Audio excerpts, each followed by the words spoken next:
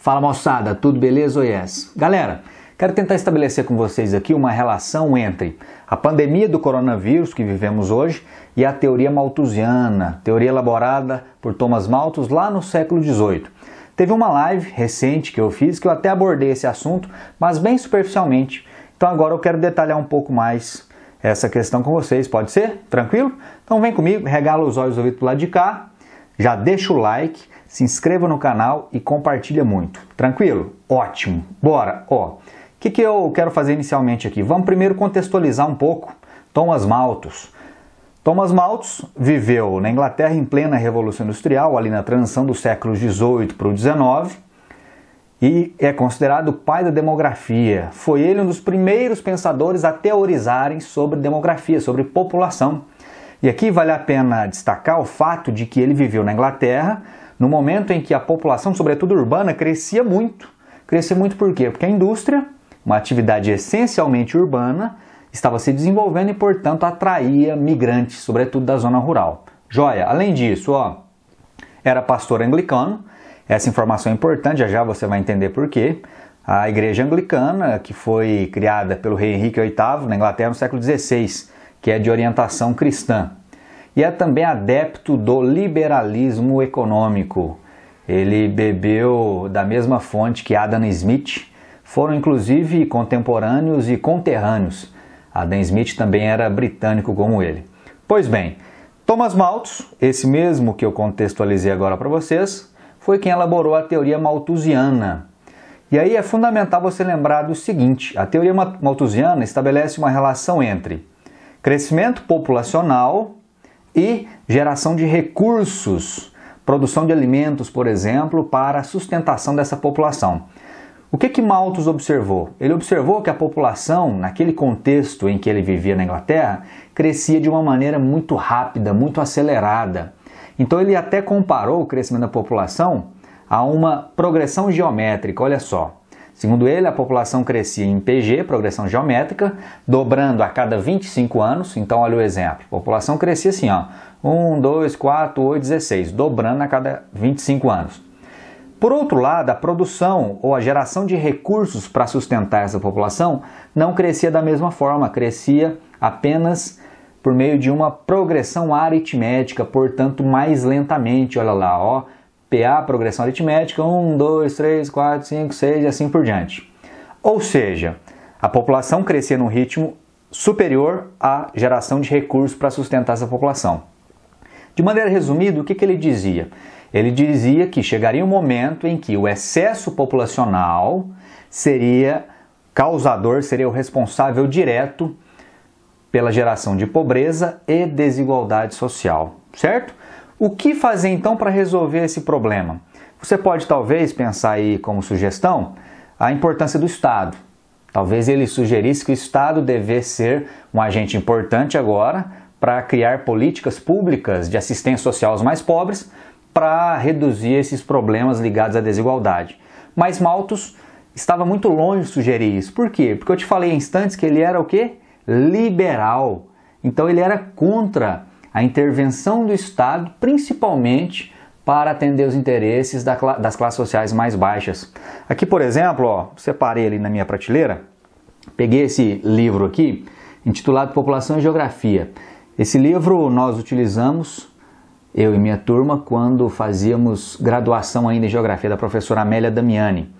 Não é o livro que o Malthus escreveu, logicamente, mas aqui ela fala um pouquinho sobre a obra de Malthus. E eu separei um trecho que fala exatamente sobre essa questão do Estado. Olha o que diz aqui, abre aspas, para Amélia Damiani.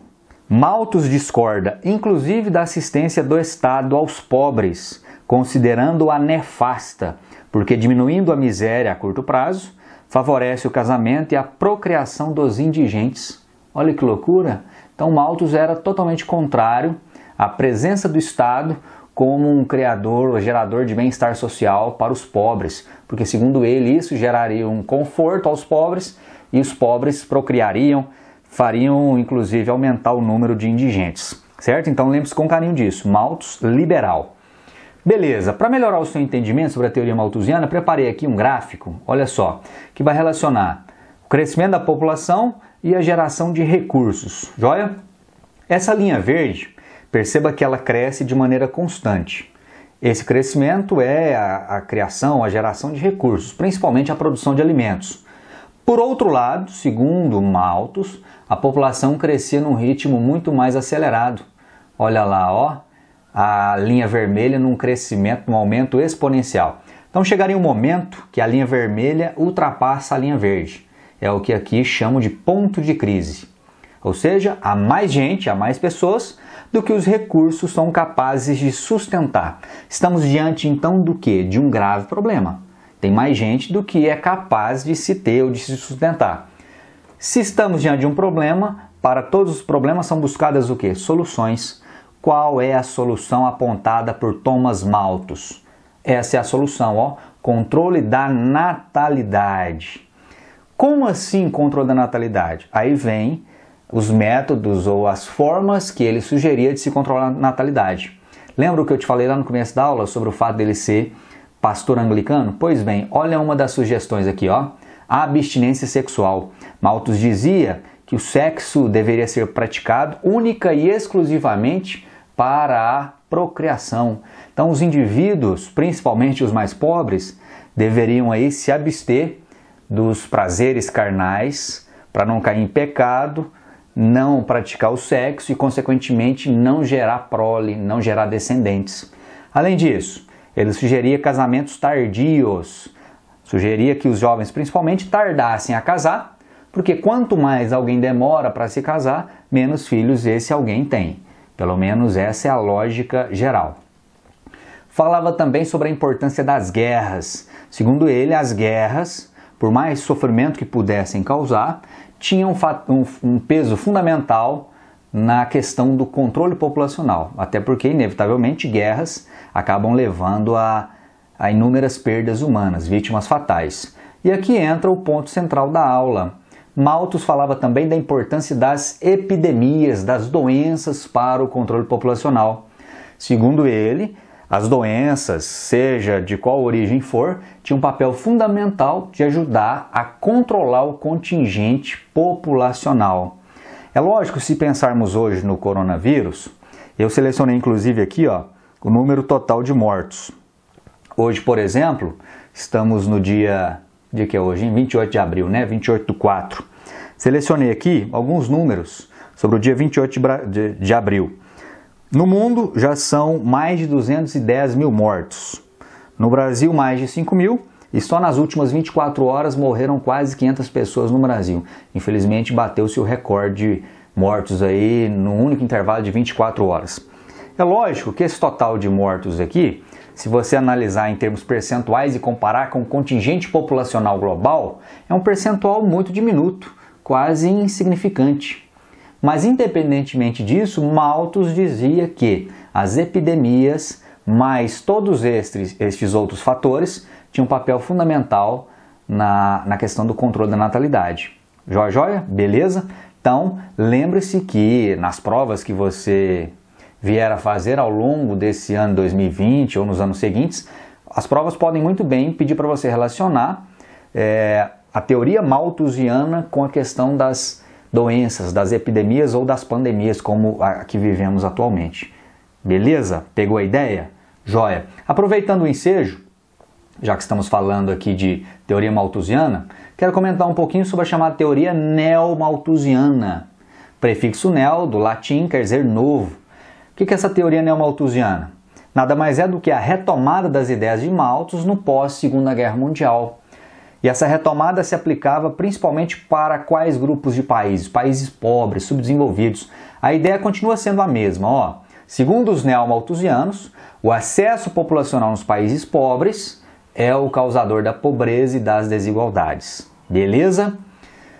Além disso, ó, segundo eles, os neomalthusianos, o excesso populacional exigiria investimentos públicos em áreas não produtivas. Então, aquela mesma ideia de o Estado não intervir, segundo os neomalthusianos, resgatando ideias de Malthus, o Estado não deveria intervir, por exemplo, a construção de escolas, de creches, de hospitais para atender a população pobre e numerosa desses países subdesenvolvidos. Porque se isso ocorresse, se o Estado concentrasse recursos para investimentos em áreas sociais básicas, o Estado acabaria deixando de investir em outras áreas produtivas, como a criação ou a construção de indústrias, por exemplo. Então eles também são contrários ao assistencialismo estatal, ao Estado agir no sentido de mitigar os problemas sociais. Além disso, eles diziam também, ou dizem os neomalthusianos, que o excesso populacional aumenta a pressão sobre os recursos naturais, o que é uma grande bobagem. Porque nesse caso aqui, eu estou falando de aumento populacional onde? Nos países subdesenvolvidos, pobres. Galera, pobre consome muito pouco, não é isso? Então quem gera pressão sobre recursos naturais não são as pessoas, os habitantes de países pobres, porque elas pouco ou nada consomem. Quem gera uma sobrecarga, quem gera uma grande pressão sobre os recursos naturais são as populações dos países onde há acesso à renda, portanto países ricos, Estados Unidos, Europa, Japão principalmente. São as populações desses países que consomem muito e, portanto, acabam gerando muita pressão sobre a natureza, porque o raciocínio é simples. Se eu estou falando de uma sociedade que consome muito, quer dizer então que para atender a essa sociedade que muito consome, eu preciso produzir. E para produzir eu preciso do quê? De matéria-prima. Matéria-prima eu obtenho onde? Na natureza, extração de recursos naturais.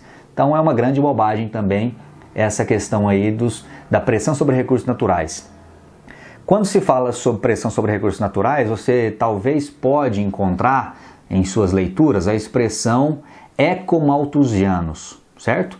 O prefixo eco faz referência justamente a essa pressão sobre a natureza. E para fechar, qual seria a solução apontada pelos neomalthusianos?